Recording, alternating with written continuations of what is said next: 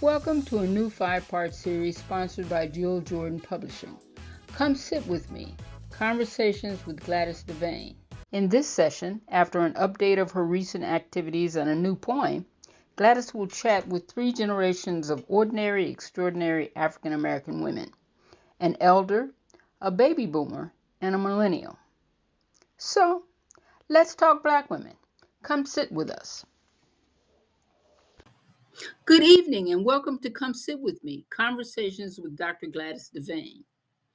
This is the third in a series of 5 interviews in which Dr. DeVane will share with you excerpts from her book, Come Sit With Me, Life in Poetry, Prose, and Plays.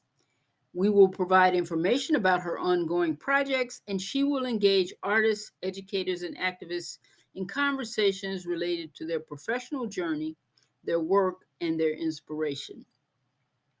In this evening's program, Dr. DeVane will have a conversation with not one, but 3 extraordinary African American women: an elder, a baby boomer, and a millennial.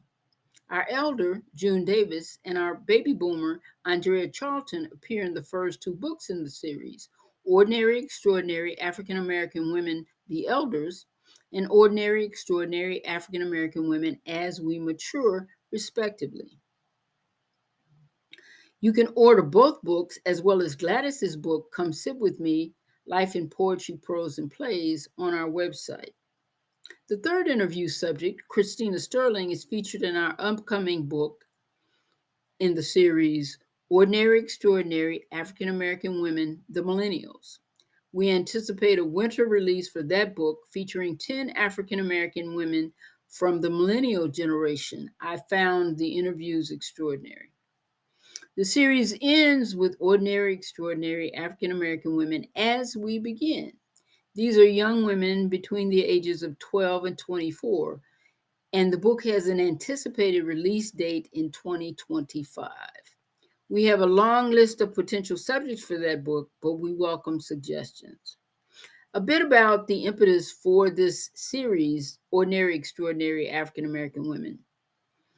Often, we, especially Black women, move through life so focused on meeting demands and staying afloat, we fail to recognize or appreciate our value.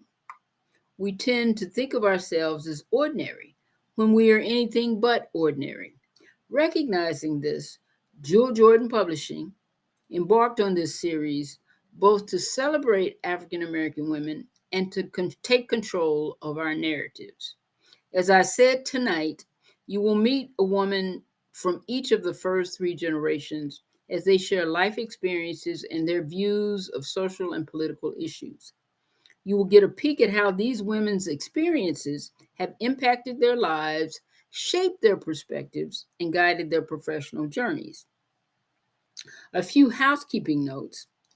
After Gladys completes the 3 interviews, we will have a roundtable with all 3 of our guests. At that point, we hope you, our audience, will join the discussion by placing your questions and comments in chat.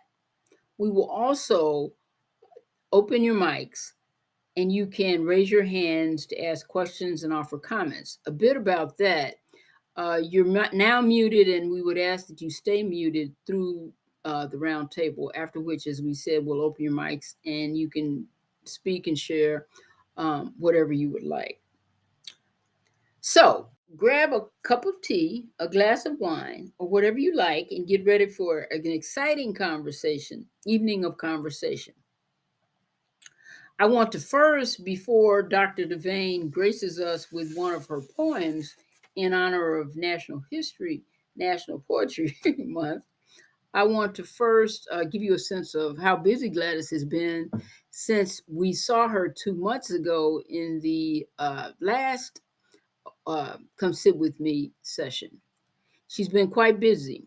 Last month, in commemoration of Women's History Month, Resilience Productions, the theatrical company that she co-founded with Danielle Bruce and Elizabeth Mitchell, brought to the stage an original play she wrote entitled Remarkable Women, Righting the Wrongs.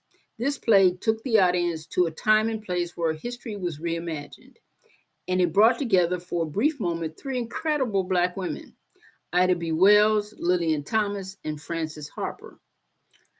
And the play did what Resilience Productions does best. It informed, enlightened, and inspired.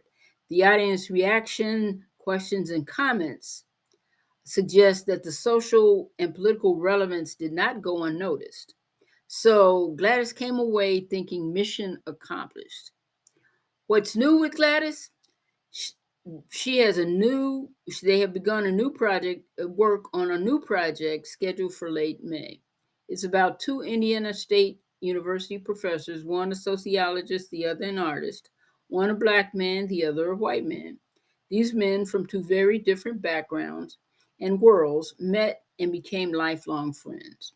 Their lives were a testament to the power of friendship, but equally important, a testament to the importance of education in shaping who we become and how we relate to the world around us. And now let me turn to the star of our show, so to speak, the person who keeps this moving, Dr. Gladys DeVane. Good evening and welcome.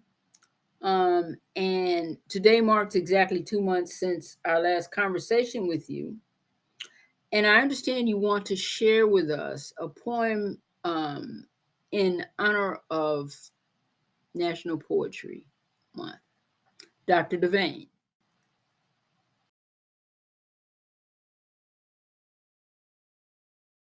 The title of the poem is Seasons of My Life.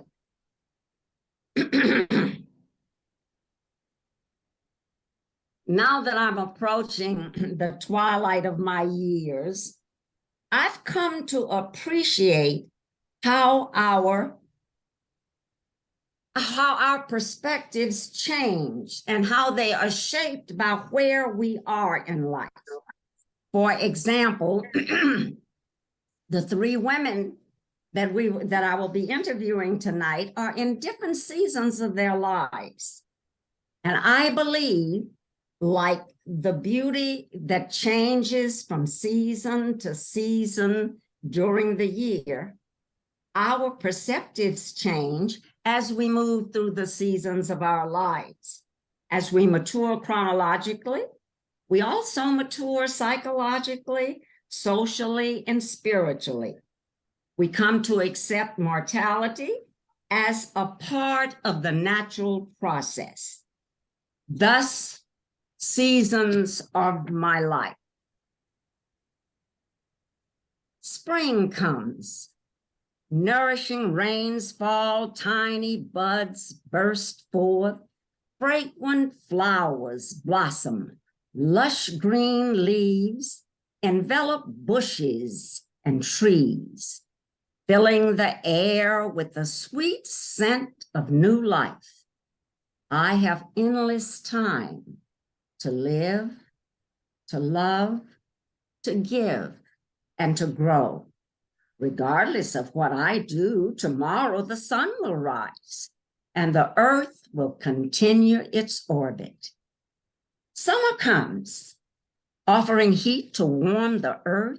Nature flourishes and grows with an aura of placid contentment, offering long, languid days, radiant skies of blue, nights filled with warm and jubilant delight.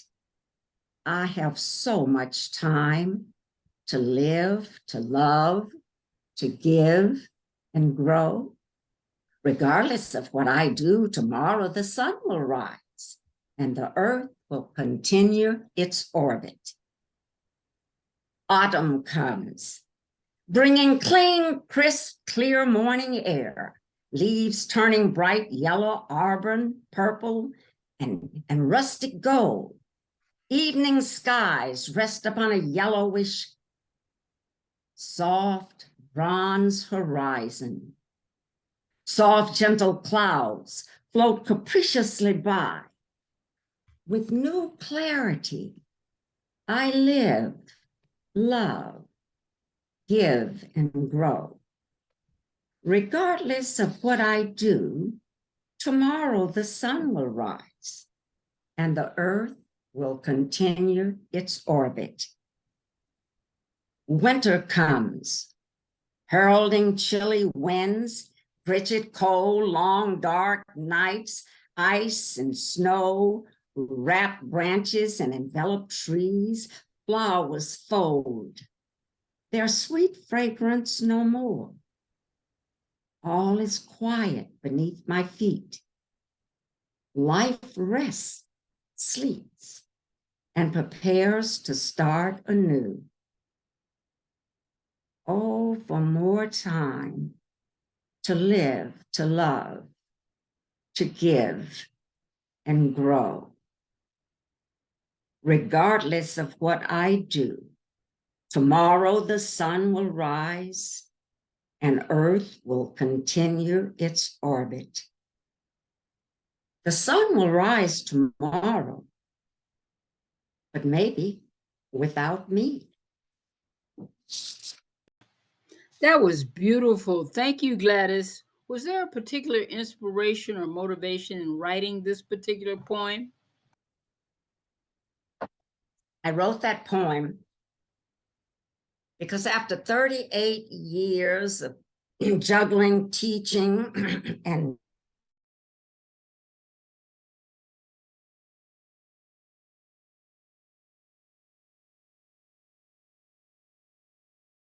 enjoy my coffee or tea and enjoy quiet time.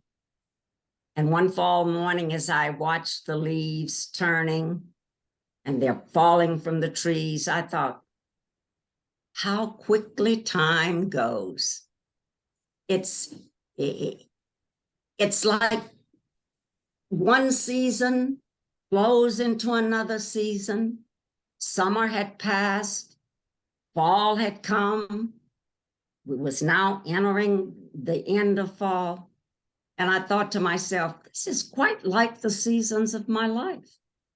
And thus was born the poem, Seasons of My Life. Well, thanks so much, Gladys. I will say that I find your poem both inspirational and food for thought as we move through this life, no matter the stage we happen to be in life, which is a great way to open our discussion with the three African American women we will meet tonight, each at a different stage in her life. And I guess at this point, we should turn to our three guests. Our first guest, Norma June Davis, known to her friends as June. June was a freedom rider in the 60s civil rights movement. In fact, she was the first freedom rider before the freedom ride sponsored by the Congress of Racial Equality and the Student Nonviolent Coordinating Committee. June was arrested and spent time in the Fulton County Jail. She was sent to a work camp where she encountered seasoned criminals. About this experience, June says, "It was the scariest situation I've ever been in." June Davis, welcome. Come sit with me and share with us your insights about then and now. What do you want to know about then? It was such a different time. I was a 19-year-old at the time, didn't even think about being grown. And then all of a sudden, I'm thrust into a situation where I'm having to make adult-like decisions. Let me interrupt you right there, where you say you had to make adult-like decisions. I want to know how you got to be the strong, determined, persistent woman who, as a sophomore in college, was daring and defiant and bold enough to stand up to your college president by refusing to submit to the required college gynecological exam. I decided during the summer that I would return to Spelman. And that was a hard decision because I felt that they treated me as if I were, as my mother treated me when I was about 10, 12 years old. And so when I went back to Spelman, I was determined that I was going to stay there and that I was going to not be a benign student, that I would have to be active and vocal in everything that went on in my life. So when I met with the students on campus, it didn't affect the off-campus students, and said, we don't want to do this. And we talked about why we did not want to do this. They agreed we would just not show up. We didn't make a big fuss about it. We didn't say anything to anybody. They had it all scheduled and no one showed.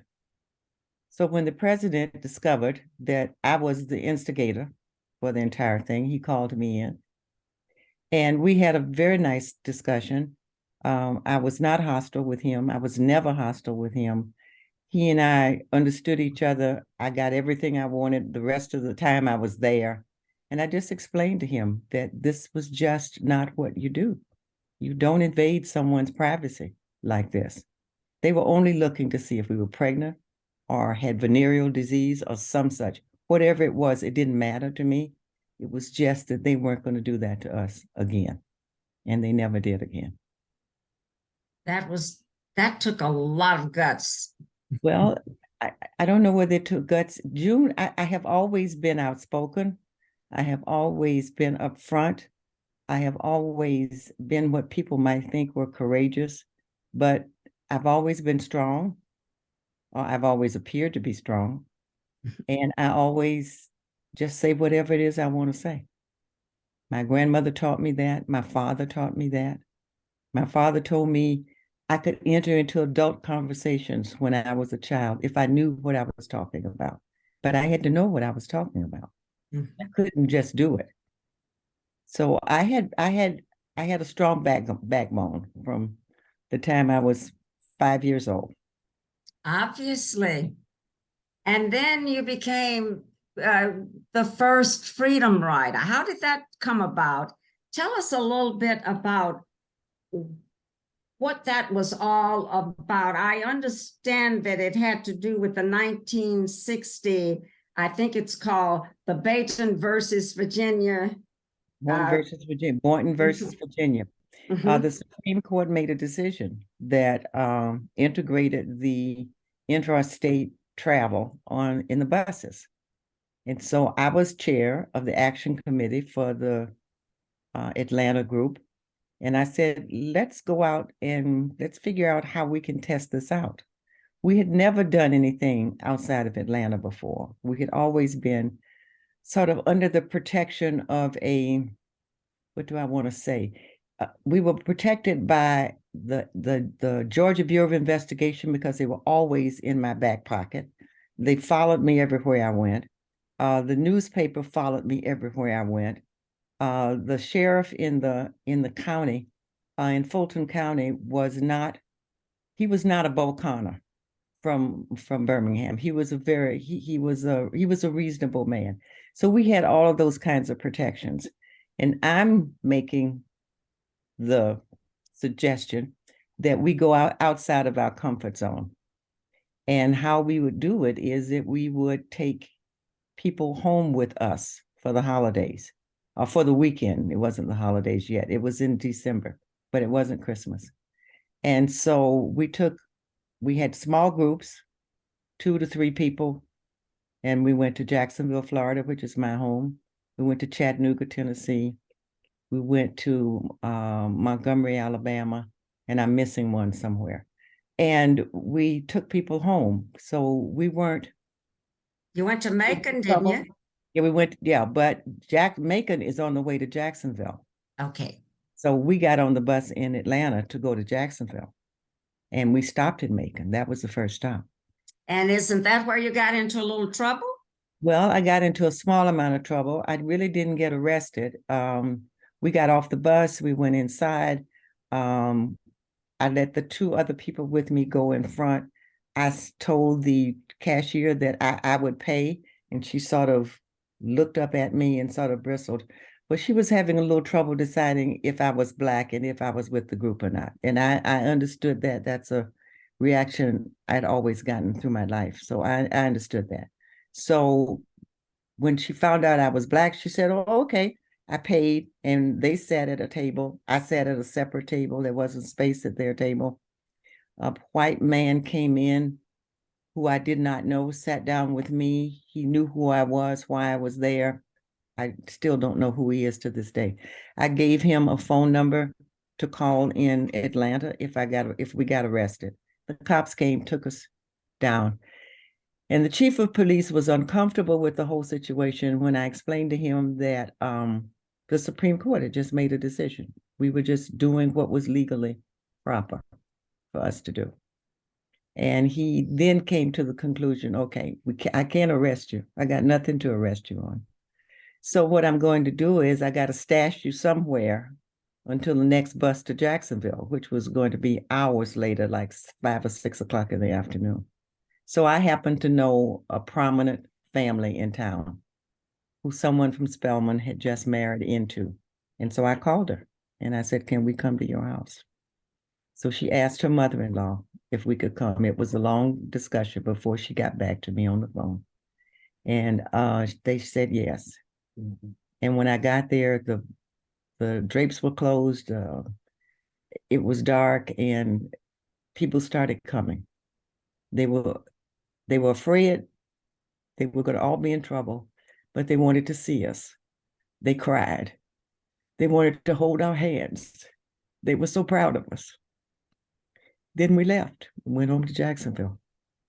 I never was in any trouble except the Civil Rights Commission thought maybe my civil rights had been bruised during this time, and they hadn't been, so it was okay. When you arrived in Jacksonville. When we got in Jacksonville, the Ku Klux Klan was there. And the Jacksonville bus station had windows on 3 sides. And so I called my dad and I said, what do you think we ought to do? And he says, I think you ought to just walk out the door. And he told me where to meet someone, which was going to be around the corner. And we just walked out the door. We had nothing, we had no luggage. We just walked out of the back door of the bus station and met up with my Uncle Bill, that's who it was, and we drove off. The Klan didn't do anything. They didn't do anything. But now tell us about, you spent some time in a work camp, didn't you? Yeah, I did. I spent time in a work camp because the judge was upset. He saw me 2 days in a row, and he told me if he saw me the second time, he was going to put me in jail. First time, he didn't put us in jail. There was a young white man in the group, and he wouldn't put us in jail. So the next day, I said, let's try this judge again. And so we tried him again, and he said, Miss Wilson, you're gonna have to go to jail this time. And so he sent us to a work camp that nobody had ever been to before. There were about 30 of us. A.D. King, Martin's younger brother, was with us. And so there were only 5 girls, and none of them had ever been in jail before. And none of us had ever been in a work camp before. So when we got there, I was concerned because I wasn't going to have communication with the men. Whenever I went out with any group, I was always in charge of the group, meaning that I was the spokesperson. And so they were going to separate the males from the females because that's the way it's done. And we were going to be there, and we were sentenced to 10 days to be there. They would not let us talk to ministers nor lawyers. They kept us away from everyone. We got in there, and I discovered quickly that the nurse at the facility had been a Spelman graduate. So I used that, and I used her to make phone calls for me whenever she went into town. But in the meantime, I knew also the underground. I had been in prison so many times that I knew some of the, some of the senior prisoners that were there. And so I could get messages to the men. It was cold. We needed shirts. I asked for, well, the first night we were there, first time we walked in, I said, okay, let's take bunk beds at the top. We're going to do top bunks only. And the beds were so close together that you could walk from one bed to another. That way I felt I had more control over what was going to happen to us. And I slept the closest to the door. Well, the closest to the door put me in a little bit of trouble because that night the guard, who was a male, came in with his gun, laid it on the floor, and raped the prisoner who was beneath me. I was frightened. I was very frightened. None of the other girls even woke up. So that was good. The next day, I asked for a meeting with the, I can't remember her name now, but the guy who was in charge of the prison, whatever you call him. Warden. The warden, yes. My husband's sitting here helping me a little bit. And I told him that, that was unacceptable, that we couldn't have a male guard to guard Black women. There was no male guard upstairs where the white women were. They had women guards. And so we talked about it. I explained to him that Ralph McGill, who was editor of the Atlanta Constitution at the time, was a telephone friend of mine because I was editor of my school newspaper, so I knew him, and that he would hear from me when I got out. I knew he wasn't going to kill me while I was there, so I was going to live to get out at some point in time. And so he gave us two things. One, he let us have sweatshirts, basically, to keep us warm. And secondly, I asked that we all work at the same time. It was a work camp. You worked for 12 hours a day. And I didn't want us working. You're muted. I wanted the women working at the same time and the men working at the same time. Mm-hmm. So he gave us that. And I was grateful for that. We only stayed in, I think, 3 days. And somehow they made a deal and got us out. You were a courageous young woman. You really were. I have so many more questions I would like to have you talk about, and maybe in the round table, I'll just give you one more that I really want you to comment on before we go to the next guest. I'm so sorry that we might run out of time, but you said in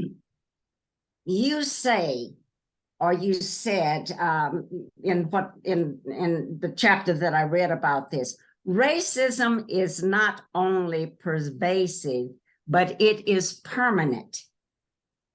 This is a sober and depressing thought. It is very depressing. I see racism more today than I saw then, back in the 50s and the early 60s. They're trying to take all of our rights away from us, all the progress that we've made with voting, with anything that we've done. They are stripping us of everything now. White men have decided that their birth rate is going down and that they are going to lose control. They're already beginning to lose control. Just look at what happened in Nashville, in Tennessee the other day. And they are beginning to lose control. They want to control. If they don't control, they aren't happy. And they are losing numbers. So they are picking on Blacks. They're picking on women, their reproductive rights. They're picking on anyone that they think is going to get in their way. And as long as they think that they can do that, we've got racism rampant. An 84-year-old man in Kansas City the other day, that's where I live, just killed a young boy who knocked at his door because he thought he was picking up his two younger twin brothers. He didn't even get to touch the door. The man opened the door and he shot him with a gun. And he said the boy rattled the door. Well, they did DNA. There was no DNA on the door. He had never touched the door. He said he was a big Black man. when he was scared for his life.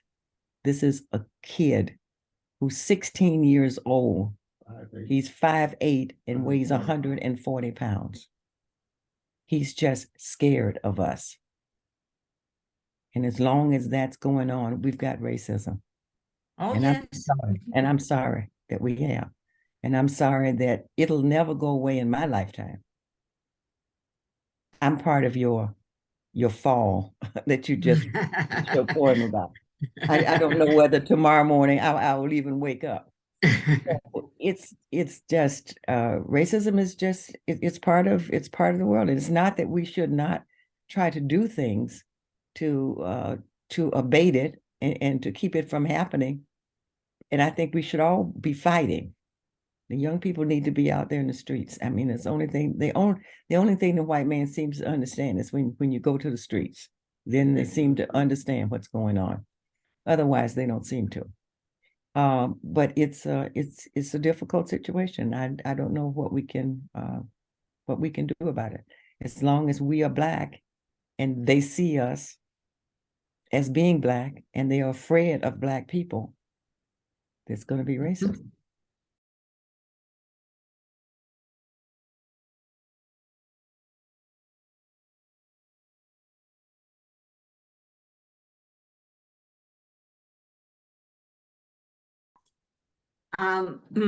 Our next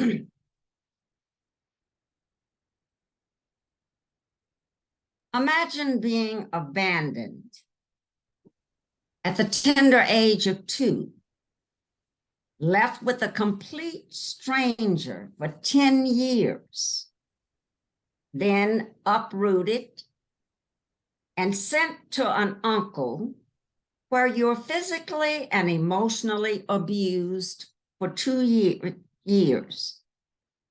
You finally find your way back to your mother and your stepfather, where you are introduced to family and friends as, this is the little girl we adopted. And there, in your mother's house, you're physically and emotionally abused and treated as an outsider. And your mother never acknowledged you as being her child. This was the life of Andrea Charlton, our next guest. Welcome, Andrea. Thank you for joining us. Hello. Thank you for joining us to share your story.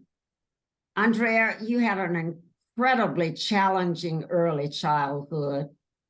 You were born in Jamaica. Tell us a little bit about how you got from Jamaica to the great USA. As you said, and this is what I was told. After my mom had me, she moved from the city where she had me to another city where a lady took her in. And that lady, you saw me in the picture with the other lady, Miss Blanche, and I call her Aunt Blanche. And then she met and married an American and moved to the United States. I was left behind with Miss Blanche, and she told her she would be sending for me, but that never happened until after the 6th grade when I did not go to school. Her brother, I don't even know how they found out about me, but he got in touch with her mother who lived in London to let them know that I was not going to school, and they didn't know I even existed. So she came to Jamaica and she got me away from where I was, and my uncle had me going to live with my uncle and his wife because she was a school teacher, and that was going to ensure that I was going to get back into school. That was just a disaster. And maybe I didn't know any better, but when I was with Miss Blanche, it was just fine. I think from going to live with my uncle and his family to my mother, it was just disastrous. I think even to this day, I think I probably would have been better off staying where I was initially, which is probably not a true statement, but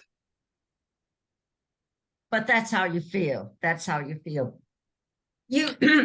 So you went to live, you went to live first with your uncle and then with your mother. And you spent some time, you graduated from high school. Then you spent some time in a what do they call it? Job Corps. yes. Yes. And the Job Corps wasn't what you expected it to be. No, ma'am. But after I got out of high school,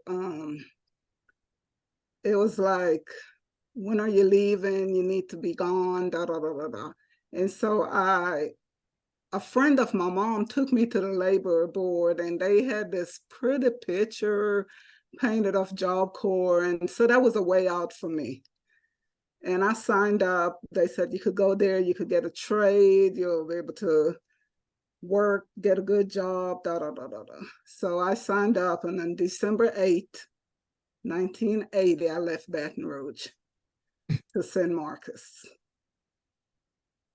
And your experience at Job Corps was not a very good experience. No, it wasn't. But out of that experience came the opportunity to go to college. Yes, that did happen. And you said that's the one good thing that came out of that.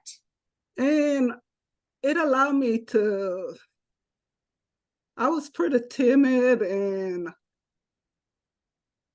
not outspoken and just quiet, but being in Job Corps, it allowed me to be June Junior. Mm-hmm.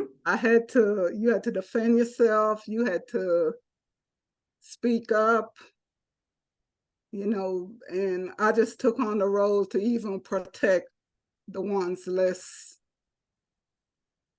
than me. Yes, and you say you took on that role, and you were quite good in that role.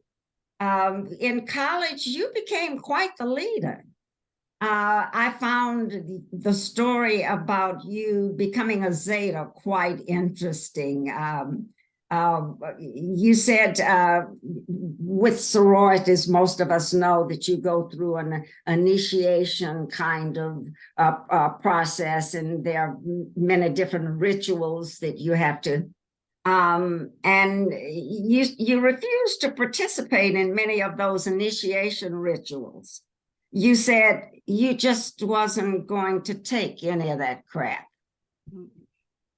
When I read that, I thought you were much more mature. You were mature and wiser beyond your years. And that maturity was evidenced in your behavior when you became student student body president. You had a strong sense of right and wrong and good and bad. How do you think you developed this such strong sense of right and wrong, and you were hell-bent on doing the right thing? And at the time, I probably didn't know I was hell-bent on doing the right thing. I just knew I was not going to be the doormat I've been in the past. I was going to stand up for myself and any other weaker person than myself I would. Now, I was not going to tolerate all the stuff the sorority offer me to become a member, because they seek me out. I understand that all of the sororities wanted you. Yes. And I selected Zeta because, they were a smaller group and they seemed more cohesive. And I remember in my interview, the big sister, the person who was doing the interview, was like, "And what can Zeta do for you?" I think the question should be, what can I do for Zeta? Mhm. So I was surprised when I got accepted. And then it was like they accepted me so they could really get back at me, but that didn't work. You said, what do you, I don't quite understand what you mean. They accepted you. So they accept me to join, to get on the line, but I paid for that comment, and I was told that that was why they were so, lack of a better word, ignorant about the pledging period.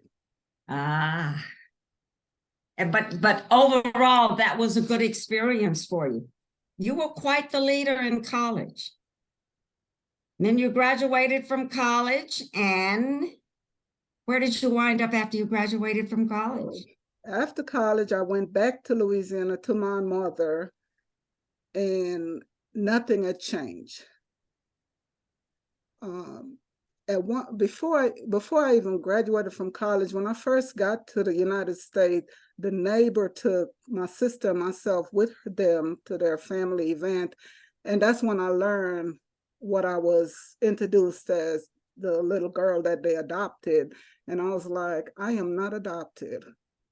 And that's where all hell broke loose.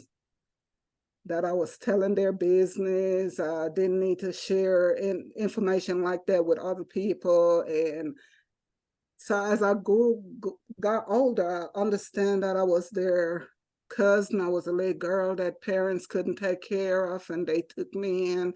Just a whole bunch of different stories. And so after college, I went back there. My mother used to work at Sears, and so I was trying to get a job at Sears. And I remember she called me like an hour before the interview, and she was like, if they ask you, am I your mother, tell them no. And I was like, really? And so I just didn't proceed with that job, because I was like, I am not going to tell that lie. I am not going to keep that lie going. I never did try to correct the lie, but I wasn't going to endorse it. Mm-hmm, mm-hmm.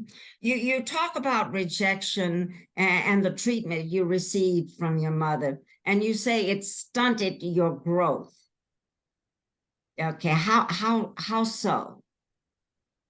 Because I think I probably could have done much better. I've gone much further in life than I did, but just, I think that was it held me back a lot. Do you think your growth remains stunted? If you ask me, I'll probably say yes, but people around me think differently. They don't see what I see, or I don't see what they see, whichever is the most accurate way to say that. I was going to later ask you about that. You are admired by the people in your community. You are admired by your people in your profession. You are admired about everybody around you. But when people talk to you about your accomplishments, you don't see yourself at all the way they see you. That's correct. And I don't know why. I can't even come up with a why to that. But no, I don't. You said you said that you were 40 before you let the word love come out of your mouth.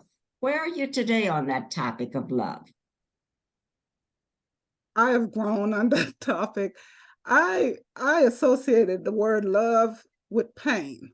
For everyone who said they love me, the end result was some pain. And so I do not use that word lightly. And before then, I did not use that word.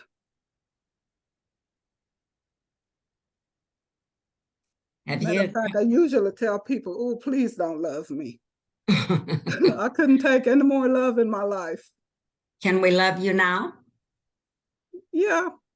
Okay. Okay.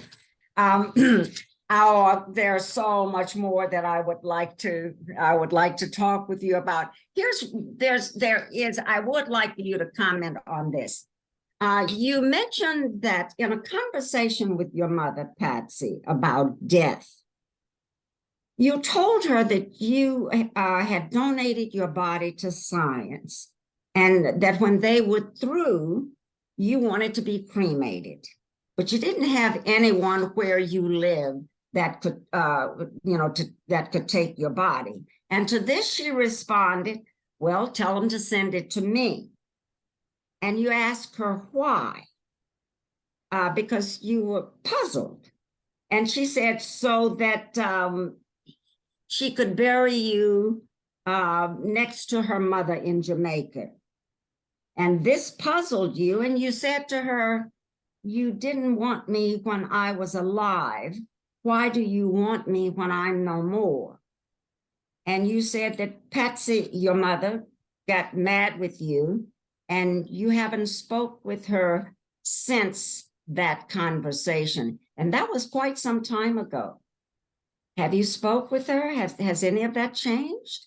And that's a pattern with her. If you don't agree with her, all communication stops. So communication stopped then. And I was really honest and wanted to know, why would you need some ashes when I'm right here alive in front of you and I mean nothing to you? And she was like, it wasn't a big deal. And so we stopped talking. Before, when her husband tried to abuse me, and she asked him about it, and he didn't deny it.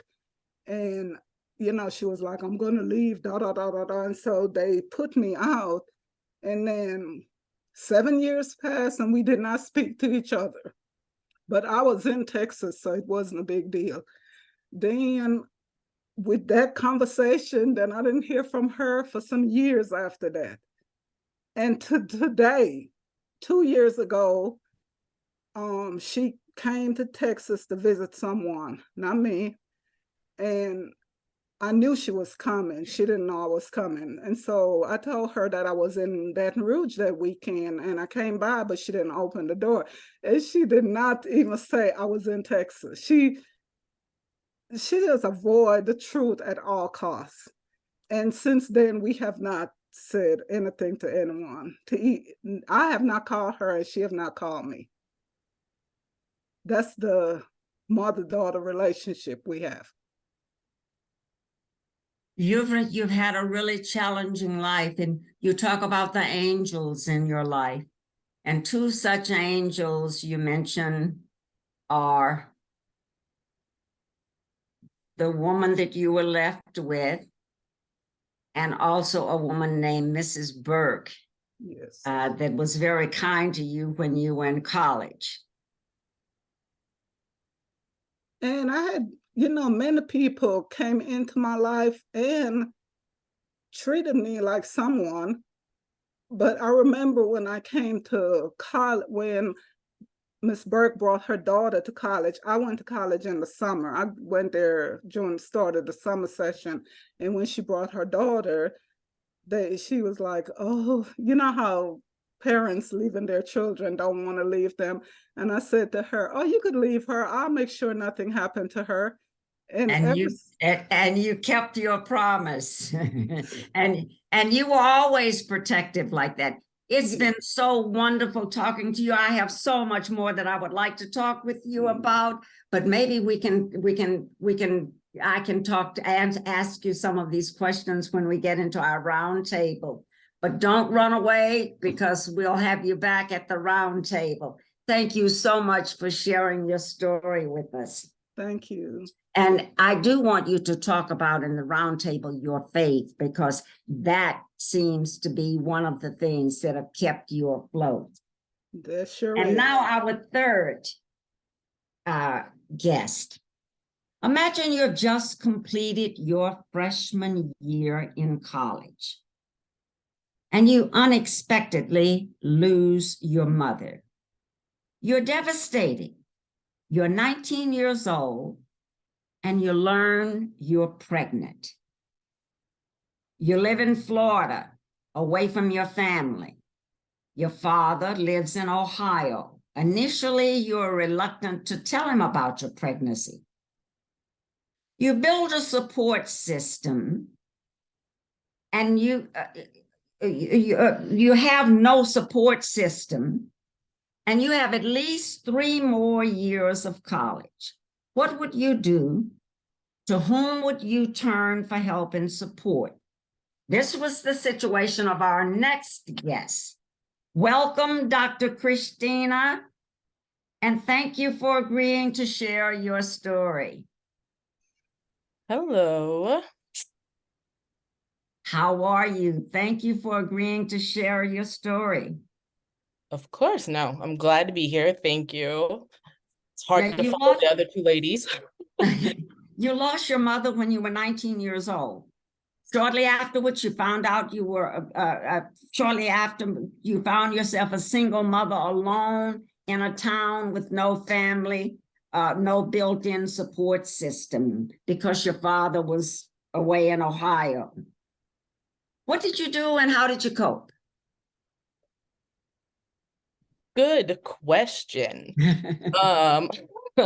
So I had a few friends that I had made in Florida that were trying to help and all that. But I will say I was not fully, when I went back to Florida after my mother passed away, I just kind of kept moving. Like I kept moving forward. I didn't really take time to process or deal with the loss. And I think that still kind of comes back today, but that's really what happened. I just kept moving forward and was in survival mode. But you had some friends that were quite supportive, one in particular that you talk about. Yes, probably Casey. So she absolutely is. We have been friends since 5 years old. And she's definitely been someone who has provided that support and the comfort and the ear and everything you can probably think of under the sun, and throughout all of the highs and lows that I've gone through just in terms of life choices. So, but she wasn't in Florida either. She still lived in Texas. So when it came to being in Florida, it was like there were friends that I made in Florida that were really good, and I still have them today. But it was really more like, how do you get through it? You just keep getting through it. Like you don't stop to think about it. You just move forward. Did you think of, when you were going through this, did you think of it as being as challenging and as tough as it was? I would say no. I think that the pregnancy allowed me to focus on that and not the death of my mother. And so by keeping that as the center, like I said, I didn't have to process the loss. You said that being raised by a strong, intelligent, dark-skinned Black woman, your mother, you wanted to be just like her. You said, I was determined to make my mother proud. Tell us a little bit about your mother and her influence in your life. So she was pretty amazing. Let me say that. She was raised in Bay Springs, Mississippi. And I start there because,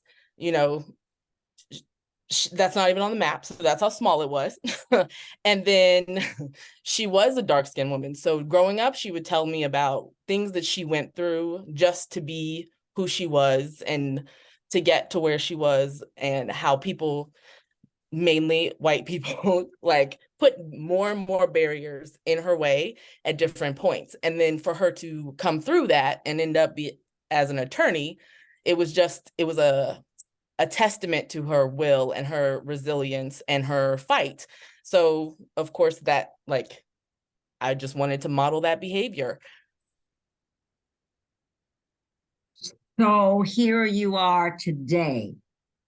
Dr. Kristina Sterling with a BS degree in sociology, an MS degree in education leadership, and an ED degree in educational transformational leadership, and the CEO of your own consulting company.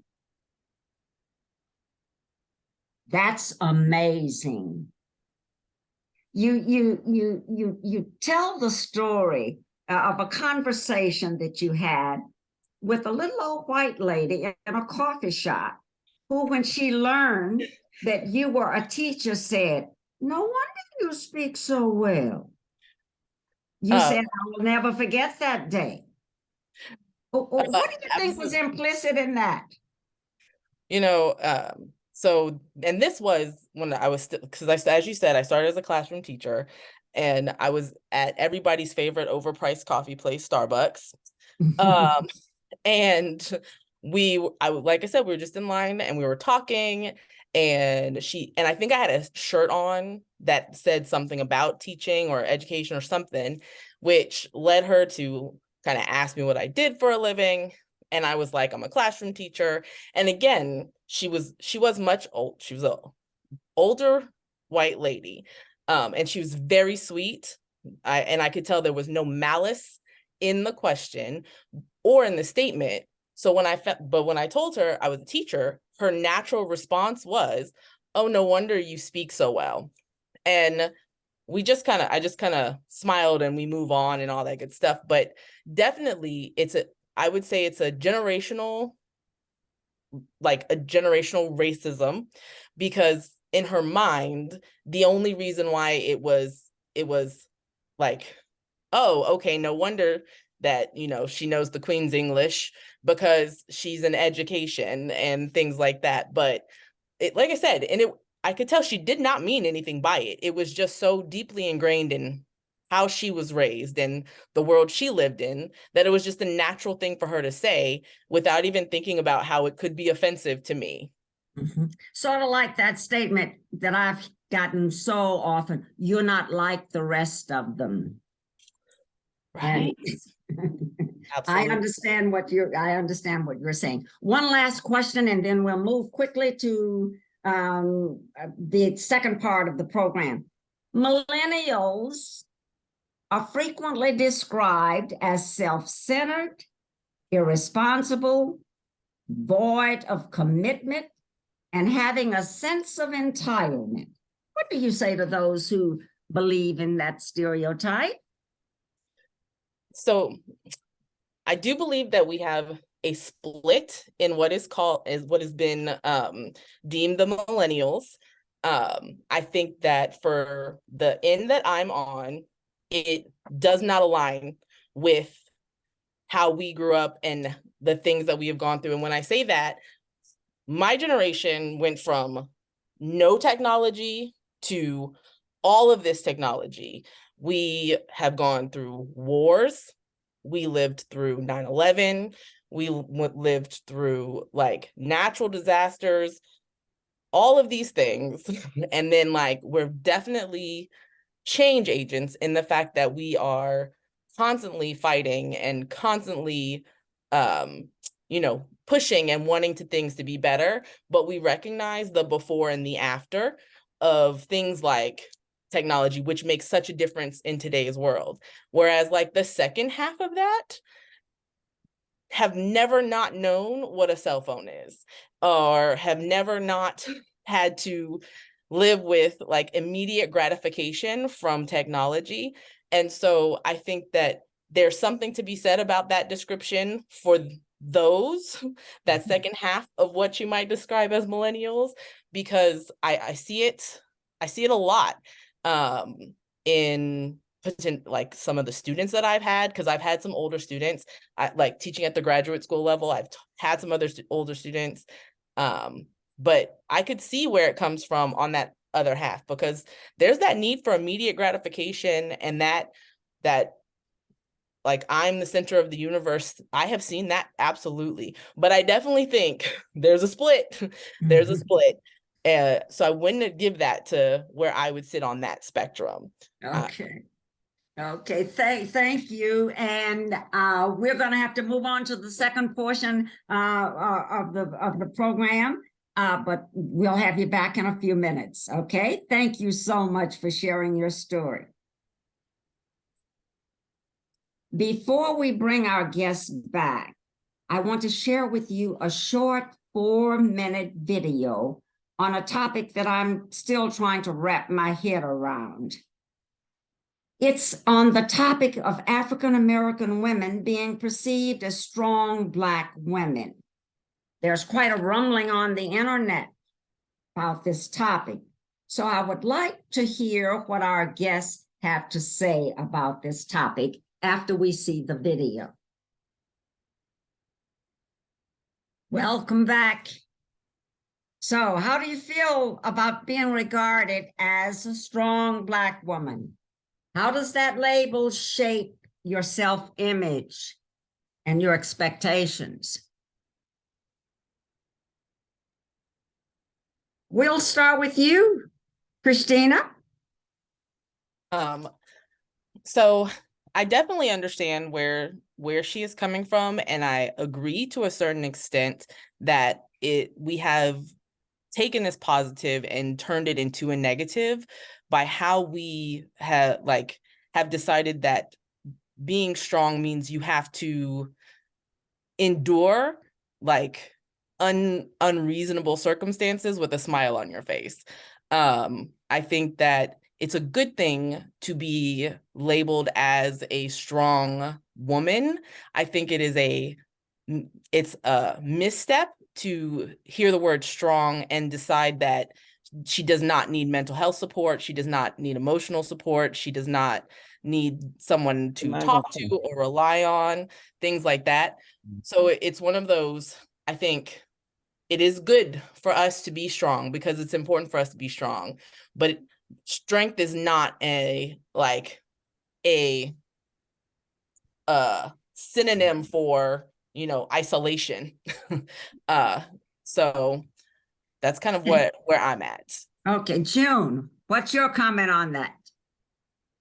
Well, I grew up in a different era when the strong Black woman was at the top of the list of what you wanted to be if you were a Black woman. I'm beginning to understand that I need to not be a strong Black woman. When I was 70 years old is when I decided I wasn't going to volunteer anymore. Volunteerism in Kansas City meant that I was the lone Black person there. I was supposed to connect them with all other Black people in town, and they never followed through on the other end by including Black people in either their hierarchy or in whatever they were doing, a board of directors, whatever it was. I did very many things in town. But it took me a long time to get to that point where I couldn't do that. But I agree. I watched Miss Golden, who wrote The Black Woman. She's got a new book out, Marita Goldman, yesterday, an hour video on her. And we've got to do something about protecting ourselves. We got to do something about our mental health. I think our mental health is being damaged. It has been damaged through the years, and we need to do something about that. It's affecting our physical well-being as well, and I think we can't be the strong Black woman any longer. We need to learn to be a softer, strong Black woman, if there is such a thing as that. Oh, but that's interesting, though. I won't inject. Thank you, Andrea. Andrea, what is your take on this? When I hear people saying, "Oh, she's a strong Black woman," in referring to me, it makes me. I put it in the same category of when I used to hear, "Oh, I love you," because the definition in my mind doesn't equal to where I think I am. So I've never really considered myself as a strong Black woman or a strong woman, period. But just, you know, trying to get through, trying to get to the other side, trying to make it. But that became a word that people just, oh, you're so strong. And they do overlook the mental part of it. Okay. Okay. So now I'm going to interject briefly and ask you, Gladys, what your thought is about the video. Thank you very much. I'm still trying to wrap my head around this, because I think you can be a strong person and still want doors open for you and want to receive flowers and want all of those nice things that seem to now be associated with, I don't want to be strong. I think you can be a strong Black woman and cry and feel and say to the doctor, listen to me, I've done this before. In fact, I'll share a short story with you, and then we need to go to the chat room. My son, when he was getting ready to graduate, contracted this eye problem, and he was going blind. And the local doctor, optometrist, ophthalmologist that was dealing with him, the short of the story is Gene, my husband, knew all of the doctors because he was in medical, he was a salesperson in medical equipment. So he called one of his friends and said, tell me the best doctor for this. And he said, he's right in your backyard in Indianapolis. So we took Gino up to Indianapolis. And the doctor in Indianapolis wrote up his diagnosis and sent it back to the local doctor. And the local doctor was livid. He can't have two doctors. So I said to him, why?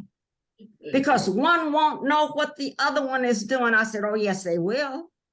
Because I said, if you can't talk to the other doctor, then I will tell you what the other doctor is doing. What I'm saying is, I think you can be strong and you can also look out for yourself. You can speak for yourself. So to me, to say that one negates the other, I just can't quite wrap my head around that.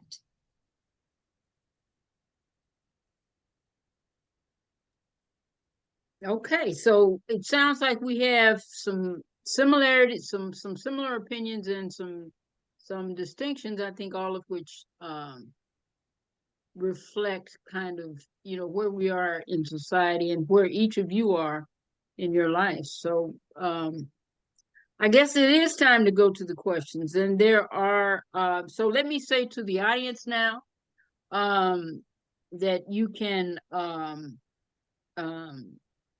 place your questions in chat and or raise your hand, or just simply, I'm going to actually change it to the gallery view. You can raise your hand and I'll acknowledge you and ask your question. First question from J.C. Moore to June Davis. How do you compare your treatment by the police as a civil rights activist with the treatment of some of the protesters in Atlanta that are being charged as terrorists? Well, the time has changed the verbiage of what they were. We aren't allowed to be activists any longer. We are now domestic terrorists. But that's all part of the white man's idea of how to get rid of us and do something more vital to us than they did before. We were seen as benign people before. We were doing things, but everything was handled in basically what I call a benign way in compared to today. So I don't think there is a comparison. I think they're doing the same thing, but the police are looking at it in an entirely different way. America today. This is part of today's racism. Welcome to it.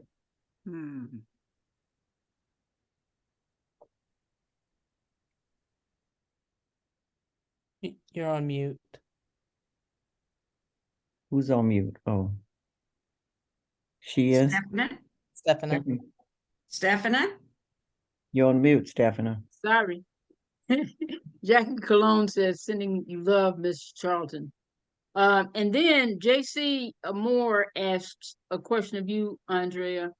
You are such a resilient woman. The abuse and rejection that you describe is something that the general African-American population have experienced. Broadly speaking, we have trouble with true love and loving relationships. Post-pandemic, everyone is speaking about mental health needs and funding counseling. Do you think that the mental health initiatives can address the problems of abuse and rejection?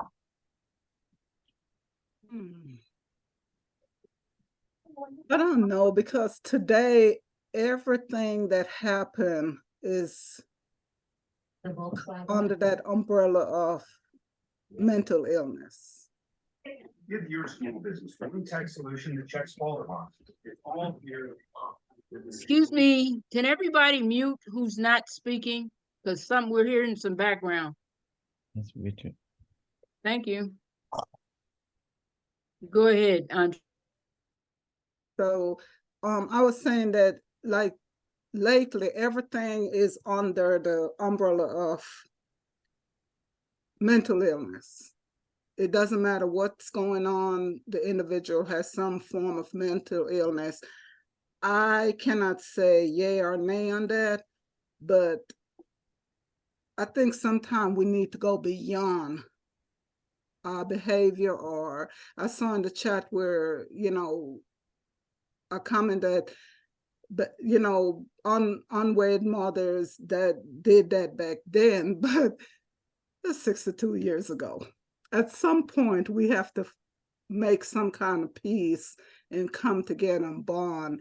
And, you know, as I listened to everyone today and I was thinking about myself, I was like, I didn't tell Miss Gladys that the very reason, my upbringing is the very reason why at age 13, I did not want to have children, and probably regret that now at age 61, going on 62. Would I think that's mental illness? No, I don't know. I don't think so. I don't think so. Okay, Kristina, also from JC. You were able to raise your child, finish your education without the support of your mother. So many young women in similar situations were or are unable to rise up to self-sufficiency. Do you think your success was because of the persona of your mother, which perhaps gave you what you needed to push through? So I'm a bad student sometimes, and I did put a reply in the chat, but I'm gonna also reply here too as well. And I will say that she of course, she's, like I said, absolutely. I still think about things that she would say, do, advice, and all types of stuff, because I keep kind of that. And I do want to add, my mother was amazing, and, you know, she is still amazing and all that good stuff. But I really did have some amazing examples on top of that as well, which also helped me to like continue to move forward with my goals, because I mean, you know, we just gonna have to keep moving. But I absolutely think about her advice, what she would say, like whether she would be proud of me or not. Like she's definitely in everything that I have done and will do. I even thought about her in this recent election. So she was an AKA. And so like when Vice President Harris was elected, I immediately thought about her, because I know that would have been a moment that she would have really just loved to been a part of. And so absolutely, I will say her influence will forever be a part of why I continue to push farther and try to succeed. Now, can I also go back for just 1 second on Stephanie? Yes, of course. Also, can I, like, does everybody know our relationship, or did I just like cat out of the bag? It's not a secret. Go ahead. Okay, because I almost said Aunt Stephanie, and I just want to point out, because my Aunt Stephanie is also one of those people who I use as a reference and as an example in life, because I have amazing examples of strong women to help me continue to exceed, a lot of them on the call right now. So I do want to add that, but I also wanted to go back to the mental health, if I could, for just a second. I would be curious, because I do recognize that a lot of the times we will put a lot on mental health like struggles. They did that because of mental health struggles. But I would be curious if people would also acknowledge that there's a lot of stuff that is mental health that it got as bad as it is now because we have a historical nature of not wanting to talk about what's happening inside. That's true. It's true. I don't disagree. Yeah, I agree with that. Disagree. Yeah. Mhm. So I think that's a good thought, Kristina. Yes. Okay. Do we have other questions?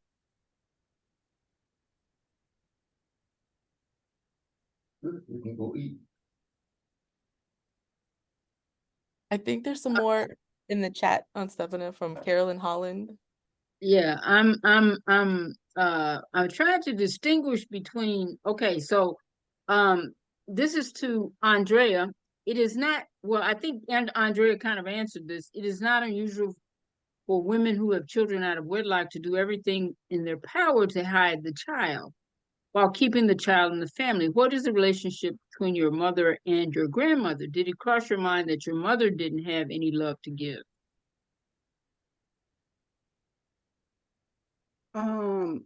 And I really don't know that to speak on it, but if she did not have love, she should have want to make sure she give love. She has 2 children and she demonstrate well to one what true love is. So I am not for sure if I can say she didn't have love or she doesn't know love, or I don't know. What love got to do with it? That's what I'm talking about, sir. It has quite a bit to do with it, if I might interject. I had a similar upbringing to Andrea. My mother was my sister. I was raised in the same house with her. I didn't know that she was my birth mother until just before she died. But she gave me to my grandmother, who I thought was my mom. I had love. It changed the way that I viewed the world. Love has a lot to do with it. That's right. Okay. Now this is for you, June. Okay. Carolyn says, it's an honor to meet you. You were a leader and a rebel. Does that describe you today, by the way? Yeah, I think so. I don't think I've changed a lot. Because of your courageous act, I am free to write, think, and live as I do today. What are your views on today's young activists? I'm pretty proud of the Black Lives Movement and the young people I've seen come out of that. I was at the point of screaming to everybody quietly, why aren't you doing something? What's going on? And the Black Lives Movement has shown me that they're still there. They still care. I think they're being strong. I think they're doing the things that we would have done. Of course, they're doing them differently now, and I think they just need to keep doing it. I'm pleased with what I see now. Okay, Kristina, does the millennial need for immediate gratification? I'll ask the question and then maybe I'll make a comment. Does the millennial need for immediate gratification blind them to the inequities of the day? Did you want to comment before I comment, or? No, I will say, the only thing I'll say is this. One of the things I've learned in writing this 3rd book on millennials is that there are conclusions and stereotypes about millennials just like everybody else. And I say that because I think millennials have an explanation that we need to hear so that we don't rush to judgment about who they are. Now, Kristina, your thought.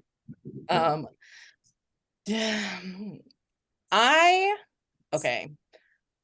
I don't know that it's a tough question. Let me say that. It's a tough question because I think, like Miss June said, like, we've come far, but it almost seems like some of that stuff is going backwards now. And I feel like sometimes it's going backwards because there's a level of people not like, you know, the expression, if you don't learn about your history, you're doomed to repeat it. Mm-hmm. So it's a lack of connection to where we were to realize how, like, why it's so important that we continue to move forward. And I also think that because in the world we live in today, from a global perspective, we live in a very diverse world. Like, community-wise, population-wise, it's very diverse. People don't realize that the diversity gets less and less as we look at our power structure still. So it's that piece that we're still having a lot of struggles. And going back to, I know I'm kind of off, but if we think about millennials, the second half, not my half, in terms of like where they sit in the world and what their direct view is, like, they're walking into rooms where there's a relatively equal number of different backgrounds, and they're not necessarily seeing the same things that I even saw, or of course the generations before us. So I do think there's a level of blindness to all of the inequalities that still exist. And I think it's because their direct view has a lot more diversity, and there's a lack of understanding the history and the full picture of where we sit in America today. I hope that answers your question. Yes, it does. It is Stephanie. Stephanie, you're muted. I'm muted. I'm sorry. I get 5 minutes every time you do it, Aunt Stephanie. Okay. Let's see. Mr. Goldsby has a question for June Davis. Hey, Mr. Goldsby. You muted, Mr. Goldsby. You're muted. You're muted. Let me see if I can unmute him.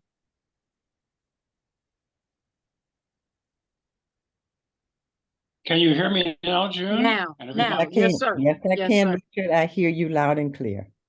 Fabulous. And as usual, I am awed and impressed by what you've done and how you tell a part of the story. And there's a much bigger story than what you've told. You have a lot more to say than what you said tonight. But June, your husband and I grew up in a town that had a newspaper, still has a newspaper, called the Kansas City Call.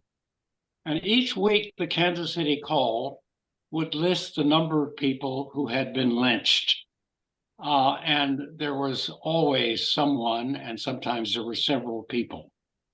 At that time, not only were the people who were doing the lynching not held accountable legally, but often those people were lionized by whites in the community where they lynched people.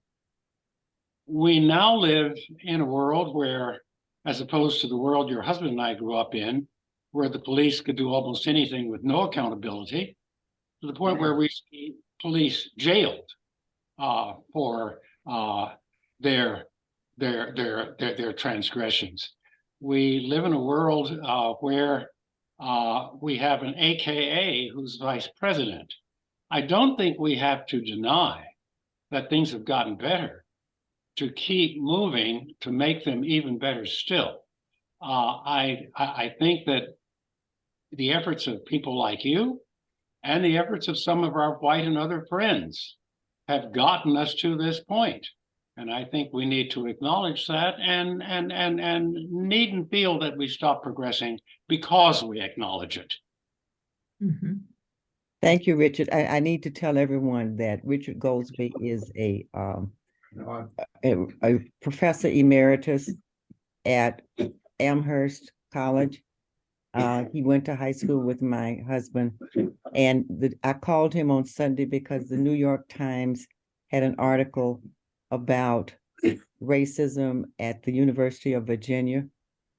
And one of the guys who is the guy who's been leading an alumni association there to get rid of everything that has to do with anything that we care about in this day and time, said that at one someone went back and looked at his career, the man who is there, and he's on the alumni board, and he's a big rich giver of the University of Virginia, and he said that at one point that Dr. Shockley, most of you probably don't remember him, but he was a racist who talked about how we were inferior, our brains were inferior.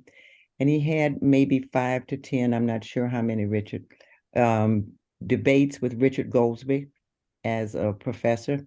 And he said Richard Goldsby made meat out of him. And I called Richard to tell him University of Virginia has not forgotten how he kicked Shockley to the curb that day. Richard Goldsby has been in this fight for civil rights with us for a long, long time. Thank you, Richard, for the question. I appreciate it. Your comment. Thank you. You do. Okay, so now I don't want to, I want to respect your time, but I have 3 more questions. One for Gladys, one for Kristina, and one that appears to be for all of the panel. Question for Gladys, you know, we've talked a lot about activism and stuff like that. As an artist, how do you use your art as activism? Well, the company that we formed, that is specifically the goal of that company, Resilience Production. We tell the stories that are forgotten or that are swept under the rug, we have a person whose main objective is to gather the information.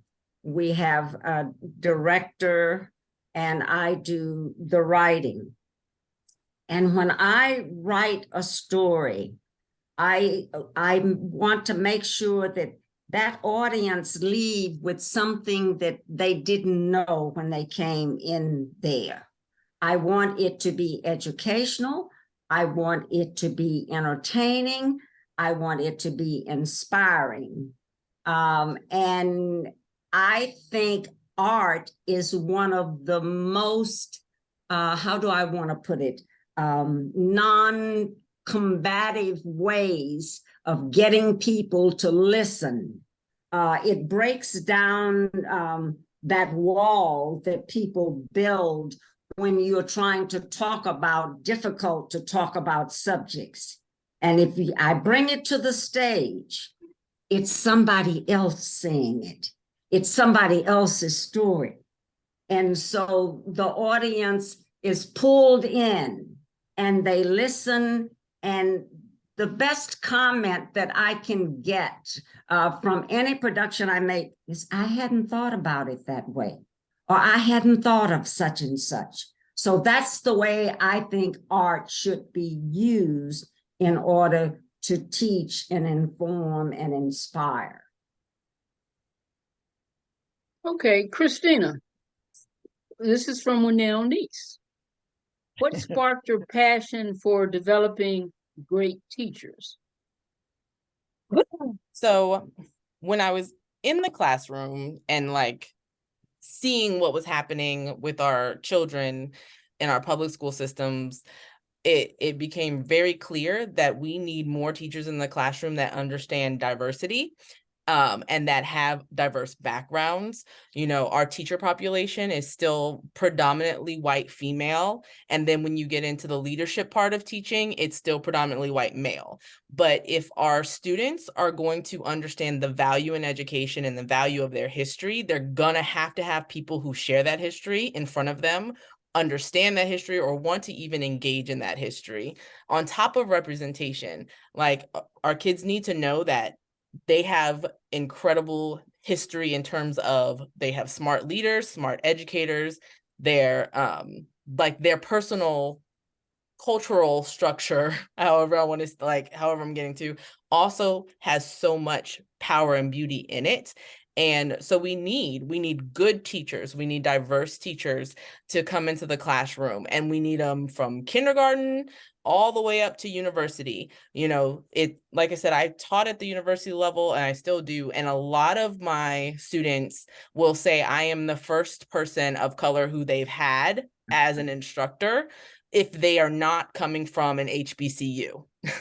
So it's so important that we have a good representation of educators in our classrooms for our children. And then also because we need more teachers, and the only way we're going to get our children to be teachers is to show them what a teacher looks like. So it's a cycle there as well. But I could go on for days, but that is it. Like we have to get good, diverse representation, because it impacts their education, it impacts their discipline, it impacts their attendance, it impacts everything that you would think you need to be successful in a classroom, to have a teacher that looks like you. And Dr. Sterling is running for the school board. The election is in May. I just thought I'd say that. The last question, I guess, is for all of you. And so the four of you can answer it in order.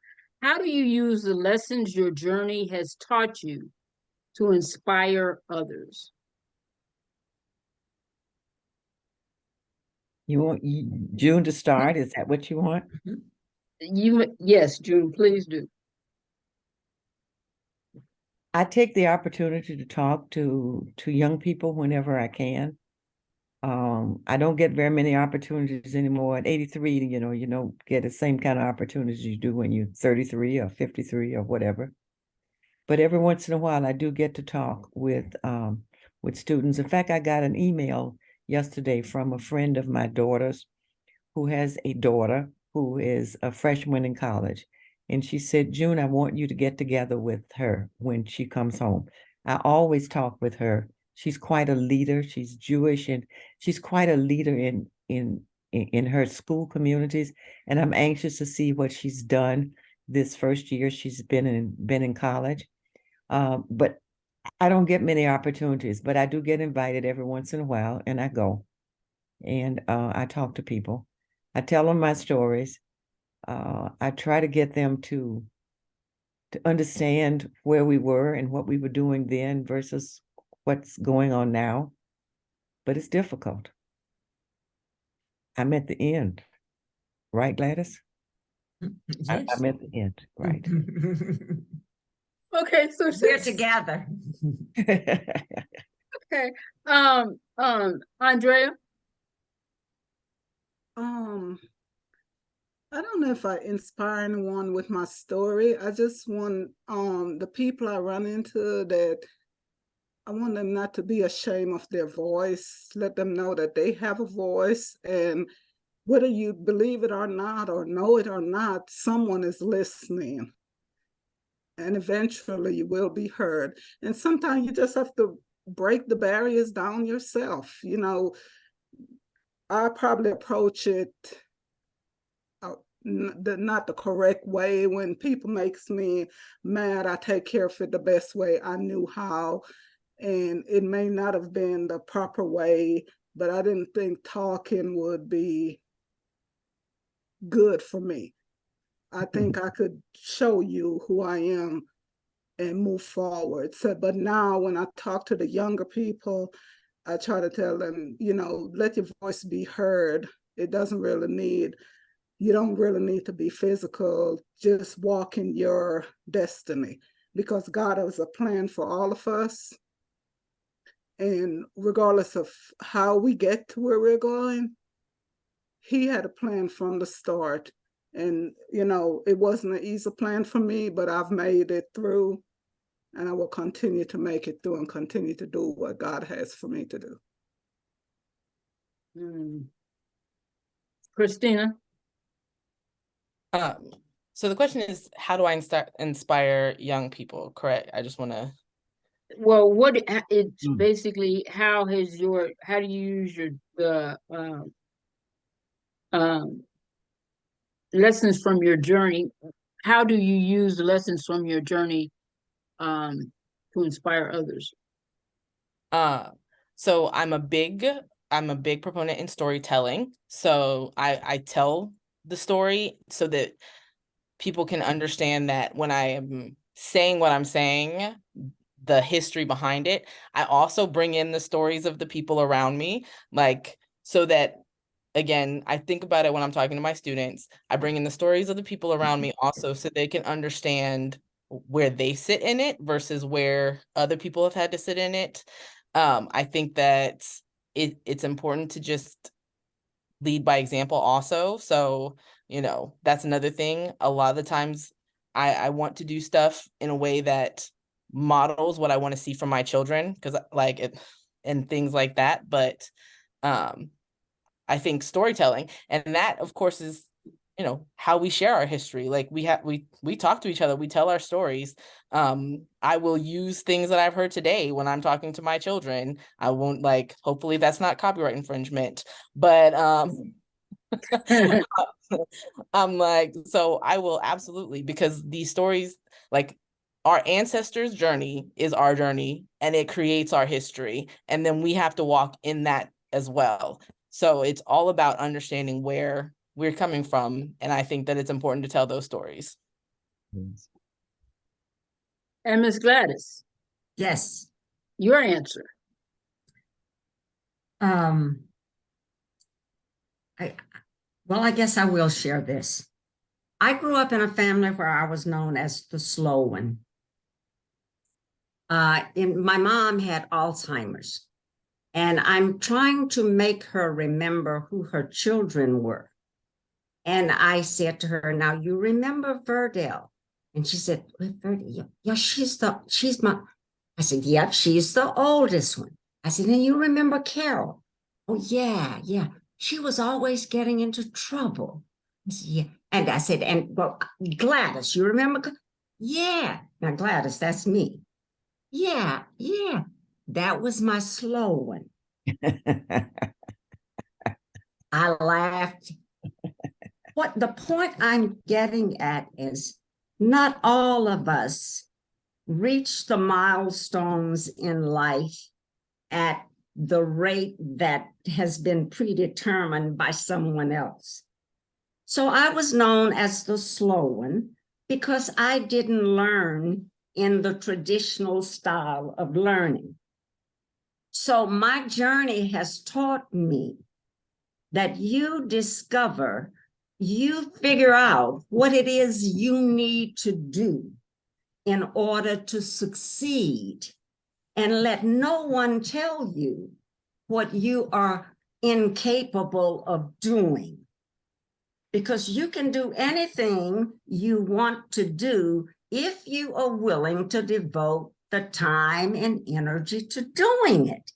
Right. I'm not saying it's going to be easy. So that's what my journey has taught me. At 65 years old, when I retired, I went over to the Department of Theater and Drama. And I said, they knew me quite well over there because the department in which I taught at the university was right near. And so they knew me. I went to the director and I said, I would like to audit a class in acting. That's my first love. I did a lot of that some years ago, and I need to audit. He said, do you realize how the age of those kids in that class? I said, yeah, the average age is about 19, 20. You want to be in a class with 19 or 20-year-olds? I said, I'm not in the class to socialize with I'm there to learn what It was the most rewarding experience that I have had. I taught those kids a lot. I learned a lot. The point that I'm making is, had it been left to that director of that department, he couldn't imagine a 65-year-old wanting to sit in class with 19 and 20-year-olds. I knew that's what I needed in order to tool up to get on the stage. That is what I wanted to do. That is what I needed to do in order to do what I wanted to do, and I did it. So that's what my journey has taught me.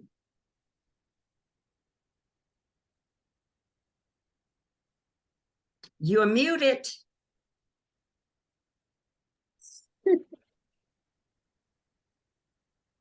Okay. I can't seem to get past that. I just want to what Miss Cologne says is a reflection of what I think this night is represented. It says, to the beautiful ladies on this virtual call, I honor you. Thank you for allowing us to hear your truth. And I will turn it back to you, Gladys, and then we'll have a wind up. I want to say thanks to all of you for your willingness to share your story. Stories are important, and we must share them with each other. We must share them across generations. We must share them across cultures. For it is the stories like yours that enable us to better understand each other, see our similarities, and appreciate and respect our differences. And on that note, I give it back to you, Stephanie. Thank you. Well, thanks to all of you all. This is inspirational to me. I appreciate your willingness, Andrea, Kristina, June, Gladys. I appreciate your willingness to share your stories with all of us. And as Kristina said, storytelling, that's what we do. And from my perspective, it's a way for us to take back our own, it's the way for us to take back our narrative. We need to own and tell our narratives and not rely on others to do so. And I think this is one of the ways to do that. So thank you all. Again, Andrea, Kristina, June, and Gladys. Just a couple more things. Our next Come Sit With Me is in June, and Gladys's guest will be author Carolyn Holland, who is on our call tonight. The author of Behind the Dark Veil and the Bliss of the Grave, books 1 and 2 of the 7-book Brothers of the Dark Veil series, which Carolyn has coined Oren and I, Heaven and Earth. These are high fantasy works of dark, paranormal, historical, speculative fiction. I know I'm intrigued. So we look forward to Gladys and Carolyn speaking in the next Come Sit With Me session. And we will it will be towards the end of June, and we'll post the date. And I'll notify you all as I have. Secondly, since May 1st is around the corner, I want to say happy birthday on May 1st to our panelists, June Davis, to J.C. Moore, Janae Massey, Andrew Tim, and my late nephew, Wynn Colbert. Also want to say happy birthday to Maxine Thomas, whose birthday is May 11th. If there are any other May birthdays of any of you all who are in attendance, happy birthday. And finally, and happy Mother's Day to mothers, grandmothers, aunts, mentors, and to all women. And finally, if you have a glass of wine, a cup of tea, a shot of vodka, I want us to all raise our glasses to wish June and Leo Davis happy 61st anniversary. Thank you for spending it with us. Yes. Thank you. Thank you. Thank you. And if Leo wants to lean in there so we can see him, he's gone. He's gone. So anyway, thank you all. Thank you, Richard. I look forward to another session. I don't know what else to say, but good night and be well. Good night you and so be much. well. Good night. Thank you Thank so y'all. Night, everyone. Good night. Good night. Good night.